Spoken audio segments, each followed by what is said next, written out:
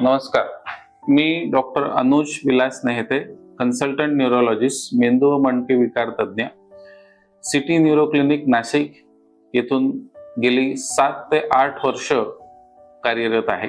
आज आपण थोडक्यात लकवा पॅरालिसिस अर्धांगवायू याची माहिती घेऊयात। पूर्ण जगामध्ये कुठला त्रास सगळ्यात जास्ती असेल तर लकवा पॅरालिसिस। जगामध्ये सगळ्यात 2 नंबरचा आजार, 1 नंबर हार्ट अटॅक, 2 नंबर म्हणजे लकवा पॅरालिसिस, यालाच आपण ब्रेन अटॅक असं सुद्धा म्हणतो। ब्रेन अटॅक हे 2 प्रकारचे असतात, एक मेंदूमध्ये रक्तस्राव होण्याचे आणि दुसरं मेंदूमध्ये रक्ताची गुठळी जमा होण्याचे। तर आज आपण प्रामुख्याने बोलणार आहोत ते म्हणजे रक्ताची गुठळी जमा होण्याचा प्रकारातला लकवा। याच्यामध्ये मेंदूच्या ज्या वाहिन्या असतात त्याच्यामध्ये रक्तवाहिनी आपल्या सिंपल भाषेमध्ये चोकअप होते, रक्त पुरवठा मेंदूला कमी होतो, त्याच्यामुळे पेशंटला एका साईडचा लकवा म्हणजेच अर्धांगवायू होतो।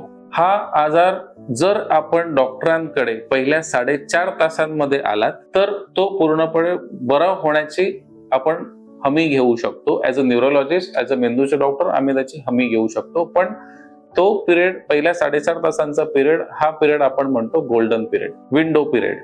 ज्या पहिल्या 4.5 तासांमध्ये आपण काही विशिष्ट प्रकारची रक्त पातळ व्हायची औषधं घेऊन ते आपण बरा करू शकतो। तर हे कसं ओळखायचं की ह्या पेशंटला लकवा पॅरालिसिस झाला आहे? याच्याकरता बी फास्ट म्हणून एक निमोनिम आहे, त्याला BEFAST असं म्हणतो।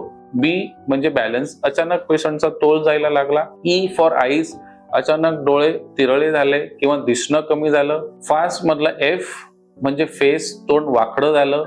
ए म्हणजे हात म्हणजेच आर्म, हात जडपणा झाला किंवा हाताची ताकद कमी झाली। एस म्हणजे स्पीच, बोलणं थोडंसं तोदलं झालं। आणि टी म्हणजे टाइम जे आपण डिस्कस केलंच पहिला 4.5 तास। जर हे लक्षणं असतील तर लवकरात लवकर नजीकच्या न्यूरोलॉजिस्टला भेटलं, आम्हाला भेटणं गरजेचं आहे, जेणेकरून पेशंट आयुष्यभर लकवा पॅरालिसिस मध्ये बेडवर न राहता पेशंट आपल्यासारखा चालता बोलता होणं हे आपण शक्य करू शकतो। हे आज आपण माहिती घेतलात, असेच पुढे परत भेटत राहूयात। धन्यवाद।